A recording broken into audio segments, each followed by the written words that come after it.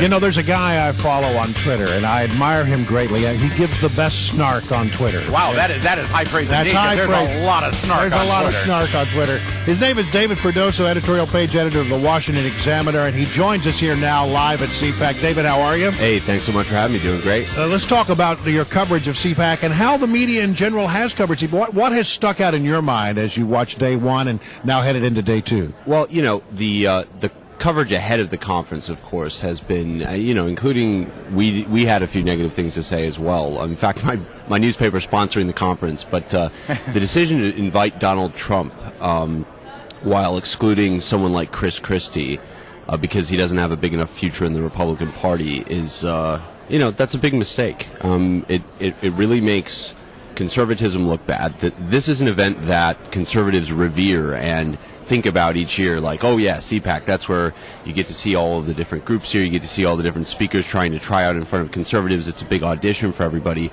and instead we're inviting this self-promoting clown who's going to be here tomorrow.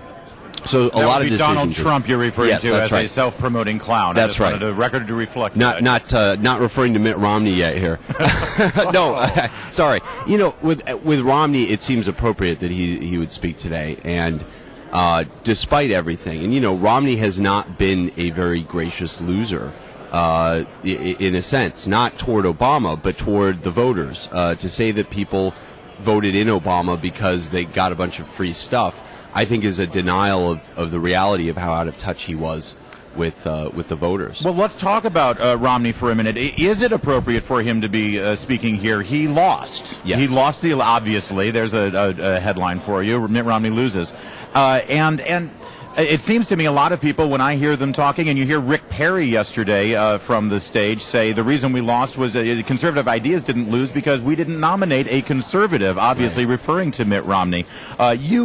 Your book, Spin Masters, really focuses on how the media covered that presidential election and covered Romney. Is it fair to say that he wasn't really a conservative, and so therefore maybe his voice isn't appropriate here, especially considering he lost? Well, yes. I think you'll remember the famous speech, CPAC speech, in which Romney declared himself a severe conservative. Severe, yes. And the problem with that speech for any conservative listening is nobody says that if they're a real conservative. Right. And fine. Romney wasn't a real conservative. Did he lose because he was too moderate? I think that's kind of a fantasy as well.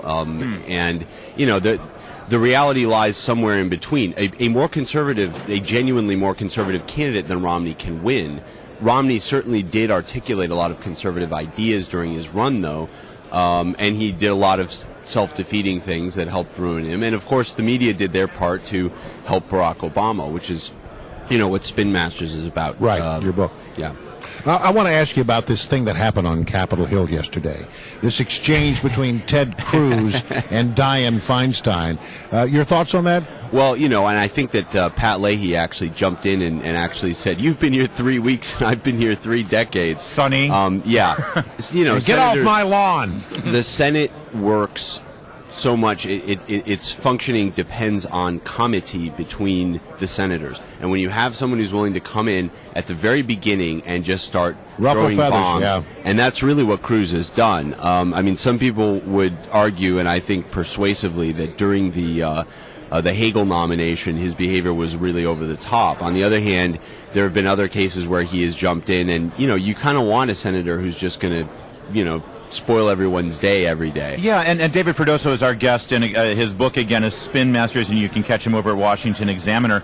You say that comedy. I don't understand what was over the line about Ted Cruz asking a very fundamental constitutional question of Dianne Feinstein. Oh, nothing out of today's. I didn't think so. I thought that this was more of a case of him ruffling feathers. The Hagel thing. Yeah, in case people didn't hear, he was talking about the Second Amendment. He said, look, you're trying to infringe upon the Second Amendment. That's right. Would you similarly infringe upon the First Amendment or the Fourth Amendment? Why are you picking the Second Amendment out for special attention? That's right. That was sort of his argument. Dianne Feinstein reacted in a very personal way and said, I'm offended. Said she was patronized. Right. No, that's, and, Cruz is going to be the sort of St. John the Evangelist of the Senate Republicans, probably. It's really looking that way because he just doesn't care. He doesn't care what the older senators think of him. He doesn't really care. It doesn't, he's probably going to find it difficult to work with some of them on legislation in the future. But that's why you have a good cop, bad cop game with your fellow senators, and you get the nice guy, like, maybe it's Rand Paul, maybe somebody else. Ted Cruz, by the way, is a keynote speaker here at CPAC tomorrow. Yes, that's right. And your book, David Freddoso, Spin Masters, is about how the media covers Republicans versus Democrats.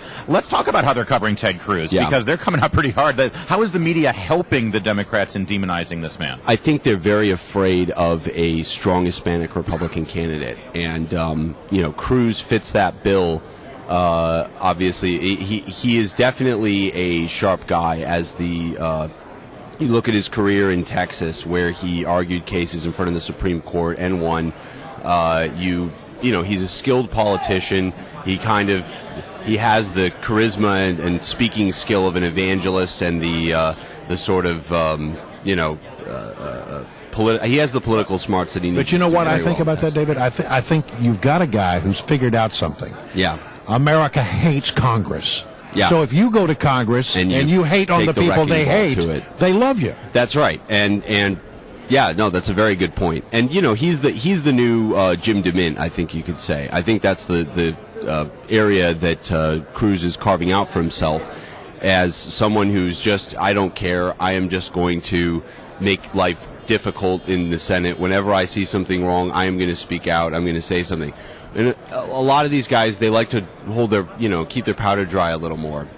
They're sort of waiting for, I'll quietly cast my vote, and then when the moment arises, which is actually sort of what Paul has done over the last 2 years, you've heard from him now and then, but all of a sudden when he goes to the floor and decides that he is going to, I'm just going to keep talking till I can't talk anymore, that's the kind of, the sort of thing where everyone's forced to respect him in a way, because he hasn't been someone who's, going after everybody. So there are different styles, and you can have very good senators who just all they ever do is try to prevent the Senate from working, which is great in many cases, because it shouldn't be doing as much as it's doing. And then you can have really good senators who are very careful about picking battles and all that stuff. So. All right. Well, listen, we appreciate you coming by today and giving us your thoughts about CPAC. Pretty good conference so far, I'd say, wouldn't you? I think so. I mean, I think especially after the expectations, and who knows, we still got the Trump thing coming up, but the expectations have been pretty low. But the other thing about that people complain about a lot is the location, because National Harbor is a bit isolated, but it's a beautiful facility. It really is a lovely facility. It's just once you're here, so far out. Once you're here, it's great. and don't think about leaving. Just stay here, and you're all in. But really, after yesterday, Rubio and then Paul, very impressive back to back. And Perry. That's right, and Perry as well. All right, we got to leave it right there. David Freddoso from the Washington Examiner. Always a pleasure to have you. Thanks so much.